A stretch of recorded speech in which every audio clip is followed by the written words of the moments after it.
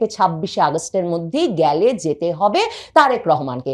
তারেক রহমান বলেছিলেন, বাংলাদেশ সরকার বলেছিল যে আগস্টের শেষে সময় দেওয়া যায় কিনা, কিন্তু প্রধানমন্ত্রী নরেন্দ্র মোদী তখন চলে যাচ্ছেন আবার সাংহাই কোঅপারেশন অর্গানাইজেশনের শীর্ষ সম্মেলনে যোগ দিতে।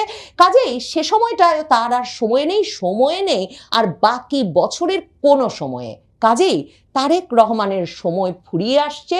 তাকে যদি ভারত যেতে হবে এই 21 থেকে 26 তারিখের মধ্যেই। বাংলাদেশের প্রধানমন্ত্রী তারেক রহমান কবে ভারত সফরে যাবেন, আদৌ কি যাবেন? তিনি বোধহয় যাবেন না। তার দাওয়াতপত্রে তাকে প্রধানমন্ত্রী সম্বোধন করা হয়নি, তাকে যথেষ্ট সম্মান প্রদর্শন করা হয়নি।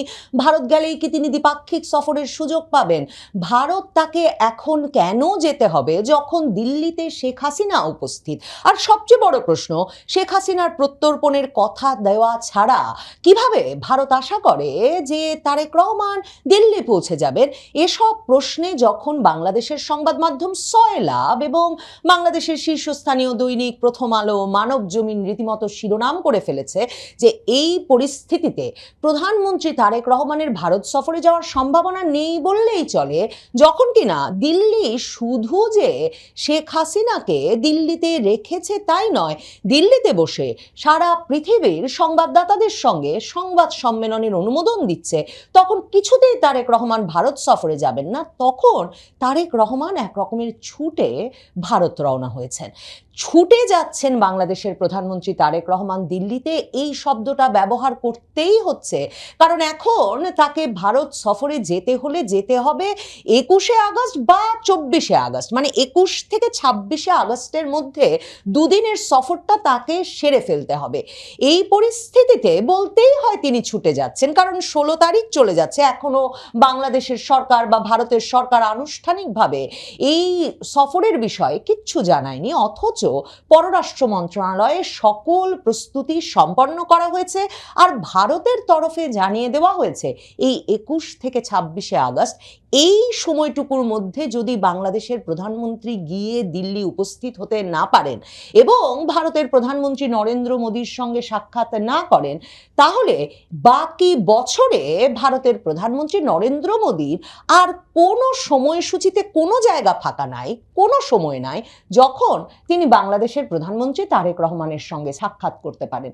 ছুটে যাওয়াটা স্পষ্ট হয়ে ওঠে তারেক রহমানের যখন কিনা 16 তারিখ পার হয়ে যাচ্ছে, এখন পর্যন্ত নিশ্চিত করা হয়নি বটে, কিন্তু 21 থেকে 26-এর মধ্যে শেষ পর্যন্ত বাংলাদেশের প্রধানমন্ত্রীকে ডিজেল চাইতে, গ্যাস সমস্যার সমাধানে জ্বালানি সহযোগিতা চাইতে, গার্মেন্টসের কাঁচামাল আসার পথ পরিষ্কার করতে, এমন আরো নানাবিধ মানে ট্রান্সশিপমেন্ট আবার চালু করতে, যাতে গার্মেন্টসের পণ্য স্থলবন্দর পার হয়ে ভারতে গিয়ে ভারত থেকে বিমানে করে ইউরোপ সহ বিভিন্ন জায়গায় পৌঁছে যেতে পারে, এরকম নানাবিধ বিষয় নিশ্চিত করতে বাংলাদেশের প্রধানমন্ত্রীকে ভারত সফরে যেতেই হচ্ছে। এবং এই যে এত অল্প সময়ের মধ্যে হঠাৎ করে এই ঘোষণাটা শেষ পর্যন্ত আনুষ্ঠানিকভাবে বাংলাদেশ সরকার দেবে, তাতে নিশ্চিতভাবেই প্রশ্ন ওঠে যে বাংলাদেশের প্রধানমন্ত্রীর কি তাহলে ওই সময়টাতে আর কোনো গুরুত্বপূর্ণ কাজ ছিল না, নাকি ভারত যাওয়া, দিল্লি যাওয়া এতটাই গুরুত্বপূর্ণ যে তাকে সব কাজ পাশে সরিয়ে তাড়াতাড়ি দৌড়ে 21 থেকে 26শে আগস্টের মধ্যে এত অল্প সময়ের ব্যবধানে সিদ্ধান্ত নিয়ে দিল্লি পৌঁছে যেতে হচ্ছে? নাকি এই পুরোটাই একটা নাটক ছিল? আসলে প্রধানমন্ত্রী তারেক রহমান অধীর আগ্রহে অপেক্ষা করছিলেন কবে তিনি দিল্লি যাওয়ার সুযোগ পাবেন এবং ভারতের প্রধানমন্ত্রী নরেন্দ্র মোদীর সঙ্গে সাক্ষাৎ পাবেন। দেখেন, সেপ্টেম্বরে ব্রিক্সের আমন্ত্রণটা যখন এলো প্রধানমন্ত্রী তারেক রহমানের জন্য ব্রিক্স সম্মেলনের আউটরিচ পর্বে অংশগ্রহণের, তখনও যে বাংলাদেশের তরফে জোর প্রচেষ্টা চালানো হচ্ছিল একটা দ্বিপাক্ষিক শীর্ষ বৈঠকের, সেটা কিন্তু তখন সংবাদ মাধ্যমে খবর হয়েছিল। ভারতে একটা দ্বিপাক্ষিক বৈঠকের সূচি সহ ভারত সফরে যাওয়ার প্রত্যাশাটা তারেক রহমান ক্ষমতা নেওয়ার পর থেকেই ছিল এবং ভারতের প্রধানমন্ত্রী নরেন্দ্র মোদী হচ্ছেন সেই বিশ্ব নেতা বা সেই সরকার প্রধান যিনি কিনা প্রথম তারেক রহমানকে কিন্তু একটা ভীষণ আন্তরিকতাপূর্ণ চিঠি পাঠিয়েছিলেন লোকসভার স্পিকার ওম বিড়লাকে দিয়ে তারেক রহমান শপথ গ্রহণের দিনেই, যেখানে স্ত্রী জুবায়দা রহমান, কন্যা জাইমা রহমানকে নিয়ে তারেক রহমান যাতে শিগগিরই ভারত সফরে যান সেই স্বাগত জানানো বার্তা ছিল, সেই আমন্ত্রণ পত্র ছিল। কিন্তু এপ্রিলে পররাষ্ট্রমন্ত্রী খলিলুর রহমান যে সফরে গিয়ে তারেক রহমানের দ্বিপাক্ষিক সফরটাকে ফাইনাল করবেন, চূড়ান্ত করবেন ঠিক করা ছিল, সেই সফরের আগেই তারেক রহমান সরকার আওয়ামী লীগের কার্যক্রমে নিষেধাজ্ঞা দিয়ে যে প্রজ্ঞাপন জারি করে রেখেছিল ইউনূস সরকার, সেটাকে আইনে পরিণত করে এবং নরেন্দ্র মোদী, পররাষ্ট্রমন্ত্রী জয়শঙ্কর, জাতীয় নিরাপত্তা উপদেষ্টা অজিত দোভাল সহ পুরো ভারত সরকারের শীর্ষস্থানীয় কর্তা ব্যক্তিরা বেঁকে বসেন যে যেই তারেক রহমান যেই প্রতিশ্রুতি দিয়ে ভারতের পূর্ণাঙ্গ সমর্থনে ডিসেম্বরে দেশে ফিরতে পেরেছেন এবং ফেব্রুয়ারির নির্বাচনের পর ক্ষমতায় বসতে পেরেছেন, এবং ভারত যাকে দেশে আনতে, ক্ষমতায় বসাতে শুধু নিজেরা পূর্ণাঙ্গ সমর্থন দিয়েছে তাই নয়, বাংলাদেশের ভেতরে সেনাবাহিনী সহ শক্তিশালী পক্ষগুলোকে এক রকমের রাজি করিয়েছে এবং মার্কিন যুক্তরাষ্ট্রকে এর পক্ষে নিয়ে এসেছে। তারপর তারেক রহমানের যেটা সবচেয়ে বড় প্রতিশ্রুতি দেওয়া ছিল ভারতকে, যে তিনি ক্ষমতায় এলে তিনি আওয়ামী লীগের রাজনৈতিক কার্যক্রমে নিষেধাজ্ঞা তুলে নেবেন, বাংলাদেশে একটা অন্তর্ভুক্তিমূলক রাজনৈতিক পরিবেশ তৈরি করবেন, করে একটা স্থিতিশীল রাজনৈতিক পরিবেশ আনবেন, যার ফলে যে ভারত বিদ্বেষের রাজনীতি শুরু হয়েছে, বাংলাদেশের রাজনীতির নেতৃত্বে যে মূল বয়ান চলে এসেছে সেভেন সিস্টার্স ছিনিয়ে আনা এবং কথায় কথায় ভারতের বিরুদ্ধে যুদ্ধ এবং ভারত বিরোধী স্লোগান, সেই জায়গা থেকে বাংলাদেশের রাজনীতিকে সরিয়ে আনবেন। সেই জায়গায় না গিয়ে তারেক রহমান যখন নিষেধাজ্ঞাকে আইনে পরিণত করলেন সরকার গঠনের পরপরই, তখন ভারত সরকার বেঁকে বসলো এবং খলিলুর রহমান কিন্তু প্রধানমন্ত্রী তারেক রহমানের জন্য কোনো দ্বিপাক্ষিক সফরের আনুষ্ঠানিক আমন্ত্রণ পত্র নিয়ে আসতে পারলেন না। তারেক রহমান তারপর ভেবেছিলেন যে চীন সফরে গেলে ভারত এমন বেকায়দায় পড়ে যাবে যে তারপর নিশ্চয়ই উতলা হয়ে উঠবে তারেক রহমানকে আমন্ত্রণ জানানোর জন্য। কিন্তু ভারত এরপর একটা আমন্ত্রণ পাঠায় বটে, কিন্তু সেটা বিমস্টেক সভাপতি তারেক রহমানকে পাঠায়, বাংলাদেশের প্রধানমন্ত্রীকে নয়। যখন তারেক রহমান দীনেশ ত্রিবেদীকে সাক্ষাৎ দেন এবং সেই একই দিনে ভারতের গোয়েন্দা প্রধান র চিফ পারাগ জৈন আরো 3 কর্মকর্তাকে নিয়ে ঢাকায় চলে আসেন, সে প্রধানমন্ত্রী সহ শীর্ষ কর্মকর্তাদের সঙ্গে বৈঠক করেন। এরপর সব পাল্টে যেতে থাকে। দীনেশ ত্রিবেদী সরাসরি প্রধানমন্ত্রী তারেক রহমানের সঙ্গে বৈঠক শেষে বেরিয়ে বলেন, প্রধানমন্ত্রী মোদী আর প্রধানমন্ত্রী তারেক রহমান একসঙ্গে বসলে সমাধান হবে না, এমন কিছুই থাকতে পারে না। র চিফ ঘুরে যাওয়ার পরদিনই দেখা যায় যে একদিকে দীনেশ ত্রিবেদী দিল্লি গিয়ে নরেন্দ্র মোদীর সঙ্গে সাক্ষাৎ করছেন, আর বাংলাদেশে তথ্য উপদেষ্টা প্রধানমন্ত্রী তারেক রহমানের খাস লোক সংবাদ মাধ্যমের সামনে এসে বলেন তারেক রহমান শিগগিরই ভারত সফরে যাওয়ার জন্য অপেক্ষা করছেন, শেখ হাসিনা বাংলাদেশে ফিরে এলে তাকে পূর্ণ নিরাপত্তায় নিয়ে আসা হবে, পূর্ণ নিরাপত্তা দেওয়া হবে এবং তিনি ন্যায় বিচার পাবেন। আর ওইদিকে সরকারকে দেখা যায় যেই দাবিটাও ভারত সরকারের তরফে দীর্ঘ সময় ধরে তারেক রহমানের কাছে ছিল, নির্বাচনের আগে থেকেই ছিল, তার কাছ থেকে প্রতিশ্রুতি নেওয়া ছিল বাংলাদেশে জঙ্গি বিরোধী অভিযান পরিচালনা। কারণ বাংলাদেশ জুড়ে ভারতের গোয়েন্দা সংস্থার তথ্য পাকিস্তানের গোয়েন্দা সংস্থার মদতে জঙ্গিবাদের এক ব্যাপক বিকাশ ঘটেছে।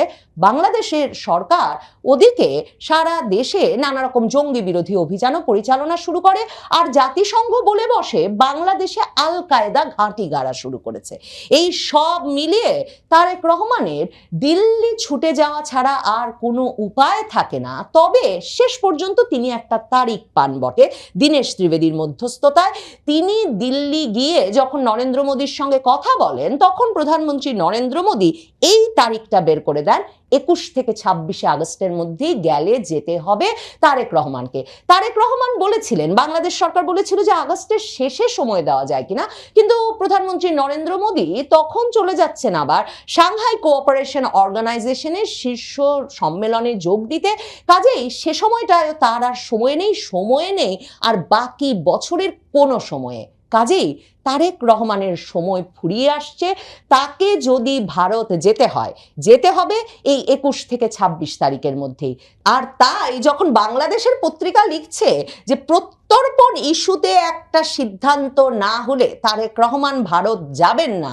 বাংলাদেশের পত্রিকা যখন লিখছে যে 11 বছর ধরে যে তিস্তা সমস্যার সমাধান হয়নি, সেই সমস্যার সমাধান না হলে তারেক রহমানের কি ভারত সফর যাওয়া উচিত হবে না হবে না, কিংবা বাংলাদেশের পত্রপত্রিকা যখন এমন গল্প তৈরি করার চেষ্টা করছে যে ভারত নাকি অভাবনীয় এক উপহার দেবে তারেক রহমান যদি ভারত যান, সেটা নিশ্চিত হলে এই প্রতিশ্রুতি দিয়ে তারেক রহমানকে নিয়ে যেতে চাইছে, কিংবা তারা যেমন বলছিল যে আবার বিশেষ দূত পাঠিয়ে একটা আমন্ত্রণ পত্র পাঠাবে, নতুন করে আমন্ত্রণ পাঠাবে। আসলে এর কিছুই ঘটছে না। গতকালকেও 15ই আগস্টের দিনেও শেখ হাসিনা, ওবায়দুল কাদের, মৃত্যুদণ্ডপ্রাপ্ত আসাদুজ্জামান খান কামাল, ফজলুল করিম সেলিম, জাহাঙ্গীর কবির নানক সহ আওয়ামী লীগের সকল শীর্ষ নেতৃবৃন্দকে নিয়ে 15ই আগস্টের অনুষ্ঠান পরিচালনা করেছেন, সভাপতিত্ব করেছেন। সেটা আবার ফেসবুকে লাইভও হয়েছে নিয়মিতভাবেই যেমনটা হয়। আর ওইদিকে পররাষ্ট্র মন্ত্রণালয়ের মুখপাত্র রণধীর জয়সওয়াল বলেই যাচ্ছেন তারা খতিয়ে দেখছেন শেখ হাসিনার প্রত্যর্পণ ইস্যু। বরং ভারতের সংবাদ মাধ্যমের খবর হচ্ছে এই যে তারেক রহমান ভারতে গেলে ভারত সরকার শেখ হাসিনা যে ডিসেম্বরে ফেরার ঘোষণা দিয়ে রেখেছেন, কিভাবে শেখ হাসিনা পূর্ণ নিরাপত্তায় ফিরতে পারেন, যে কথাটা, যে শর্তটা এর আগে চিফ পারাগ জৈন এসে বাংলাদেশের শীর্ষ কর্মকর্তাদের জানিয়ে গেছেন, সেই আলাপটাই বিস্তারিতভাবে এবার করবেন। এবং তারেক রহমান যাতে আওয়ামী লীগের রাজনৈতিক কার্যক্রমে নিষেধাজ্ঞা তুলে নেওয়া, বাংলাদেশে জঙ্গিবাদের বিকাশ রোধ করা, বাংলাদেশে ভারত বিদ্বেষী রাজনীতির অবসান ঘটিয়ে একটা স্থিতিশীল পরিস্থিতি সৃষ্টির যেসব প্রতিশ্রুতি দিয়ে দেশে ফিরতে পেরেছিলেন, নির্বাচিত হয়ে প্রধানমন্ত্রী হয়েছেন, সেসব প্রতিশ্রুতি রক্ষায় সক্রিয় ভূমিকা পালন করেন ভারতের প্রধানমন্ত্রী, ভারতের সরকার। এ দফায় তাকে সেটাই মনে করিয়ে দেবেন এবং ভারত সফর শেষে ফিরে একটা একটা করে প্রতিশ্রুতি রক্ষা শুরু করতে হবে প্রধানমন্ত্রী তারেক রহমানকে। তার বিনিময়ে তিনি এই ভয়াবহ জ্বালানি সংকটের সময়ে বাংলাদেশে যখন একটার পর একটা শিল্প কারখানা বন্ধ হয়ে যাচ্ছে, কৃষকের সার নাই, ডিজেল নাই, এরকম একটা সময়ে তিনি ভারত থেকে নিরবচ্ছিন্নভাবে ডিজেল পাবেন, নেপাল থেকে ভারতের ভূমি ব্যবহার করে বিদ্যুৎ আনবেন এবং বাংলাদেশের গার্মেন্টসে কাঁচামাল আসার পথ প্রশস্ত হবে। বাংলাদেশের গার্মেন্টসের তৈরি পণ্য ভারতের স্থলবন্দর ব্যবহার করে বিশ্বের বিভিন্ন জায়গায় পৌঁছে যাওয়ার যে সুবিধা ছিল, সেটাও হয়তো বাংলাদেশ ফিরে পাবে। তারেক রহমান জানেন শেখ হাসিনাকে ফিরে পাবার চাইতে এসব সুবিধা পাওয়া এখন তার সরকার টিকিয়ে রাখার জন্য কতটা জরুরি। আর তারেক রহমান এটাও জানেন এসবের বিনিময়ে তাকে আওয়ামী লীগের রাজনৈতিক কার্যক্রমের নিষেধাজ্ঞাও তুলে নিতে হবে, শেখ হাসিনাকেও পূর্ণ নিরাপত্তায় বাংলাদেশে ফিরিয়ে আনার ব্যবস্থা করতে হবে।